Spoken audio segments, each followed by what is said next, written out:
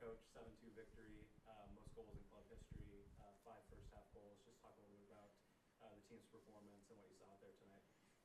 Yeah, I think we have to look back to look forward here with our team. And we had a moment where we went out to Seattle.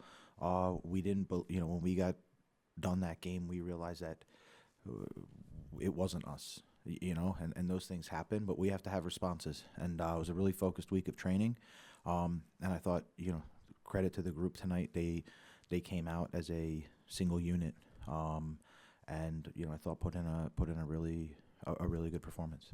Great, we'll go ahead and start with questions.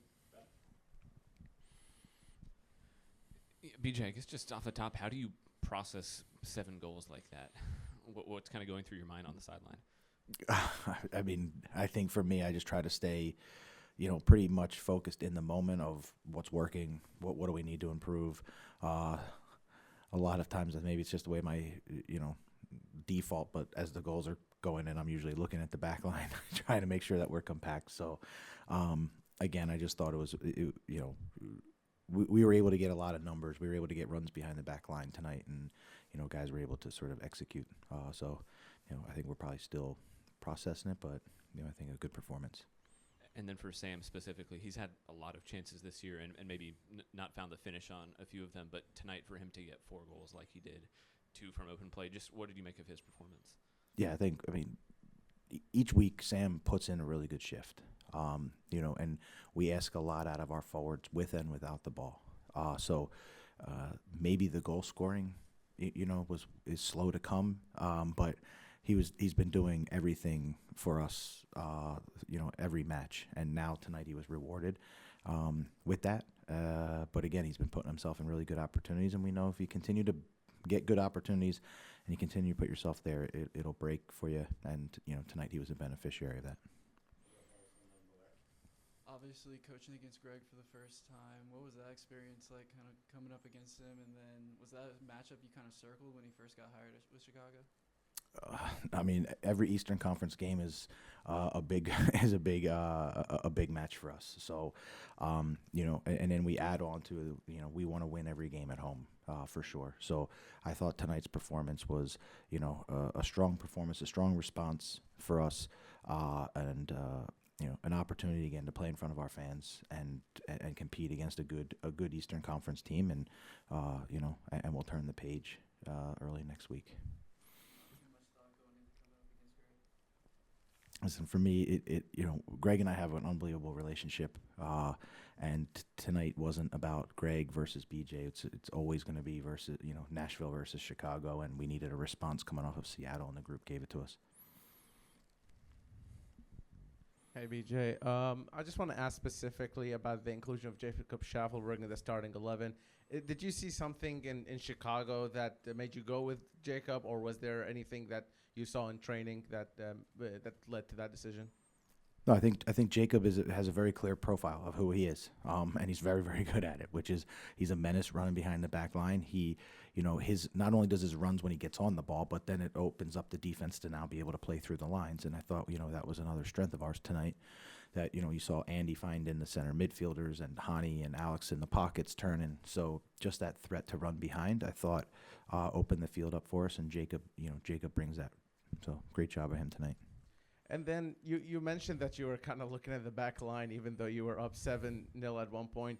Is it easier to maybe critique players, or not even critique, just kind of look at things maybe you guys did wrong when you win? I think we try to stay really consistent with how we evaluate performances, how we evaluate our match and the process that we go, winning or losing. We have very, very clear ideas on what we want to do, and when we do it well, we highlight it. But there's always going to be learning moments, and the locker room is excited about the match, but we also sting that we let up 2 goals. And we can take a look at those, and there's always going to be opportunity to learn from every match. And for us, it's about staying consistent and staying disciplined, regardless of the scoreline. BJ, the fact that Jason's playing instead of Walker in that position and he's doing so well, and now you see him even Walker scoring goals in the other area. I know. I mean, the coach is happy with any goal score, let alone 7. But was it a different feeling when you saw him scoring tonight? Yeah, I think Jason's a player who's come here. He's had to acclimate to us, to a brand new country, to a brand new team, to a brand new city, and that's never easy. And so, yeah, it's he's been putting in a ton of hard work, and the group has really, I would say, gotten behind him to help as well as we do with every new player that comes in. So of course, we're excited. We know that together we're better, and if we're getting goal contributions from defenders and goal contributions across the board, we're going to be a happy team. Now, is it fair to say that Patrick Jasbeck and Eddie Taxett bring the most, perhaps the level you're looking for in the middle for the team, instead of when you have them mixed with other players? I think when you see the partnership of Patrick and Eddie, it's two players that can cover almost the whole field.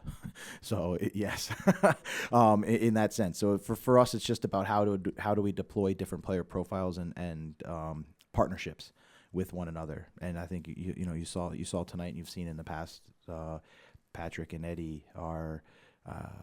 They're relentless. They're relentless going box to box, winning balls, tackling, winning duels, passing the ball, passing forward. So, I thought they really, were sort of the catalyst to our energy tonight. Kind of expanding on your comment about Jacob Schaffelberg from earlier, I'm just curious when it comes to Jacob's second effort in tonight's game, because his first two efforts, one led to a corner kick, one led to the penalty.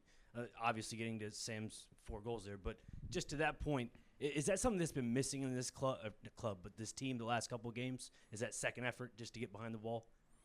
Yeah, I mean we've challenged Jacob to be compete on both sides of the ball.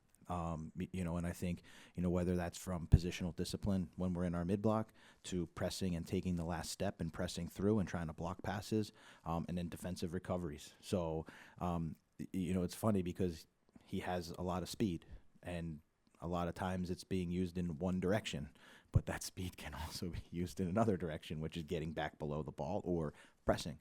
And as he continues to develop it, as we're trying to develop all of our players, I think, the team will grow. And to actually add on to that, Amed Qasim come in a little late for this game, subbed on. I'm also curious about his, aspect of getting under the defensive side of the ball. He's a young player. I assume, does that give Jacob a leg up when it comes to stuff like that?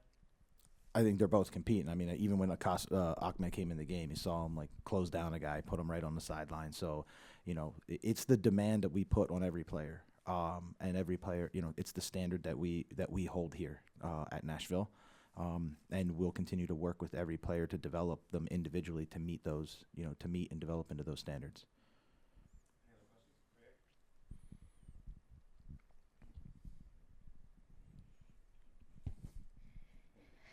Okay, what is the reason your team is acting like bipolar?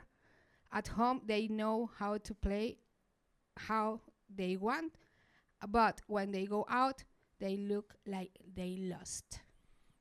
I would respectfully disagree with that. I think we've played a lot of good moments, a lot of good halves, home and away. I'll accept the Seattle game, which I think we've talked about plenty, and we've turned the page on that and took our learning lessons from the Seattle match. So for us, I think it's just about continuing to prepare each week for our opponent, home or away. Try to play our style of play, home or away, and with the attempt of whether we're home or away, we want to try to secure 3 points. Sounds good. And my question was you have everything under control, 7-0, and then coming to goals. What do you think was the mistake for our team? That can happen when you are in totally control of this game. Yeah, I think you have Chicago coming really aggressive, and there was a couple breakdowns. But what I was really proud of was the response to the guys, that it didn't go any further than that. We got the game right back under control, used the ball really well, and calmed it back down. I also thought the way that we dropped our pressure to sort of the top of the circle to get the game under control was a really professional move by the players that were out there, without sort of any panic or or anything. And it's a good moment for us. It's a good moment for us to understand that that's what we can do, and how we continue to win. These are learning lessons to win the game. Thank you, guys. Thanks, BJ. Great question. Thanks, guys.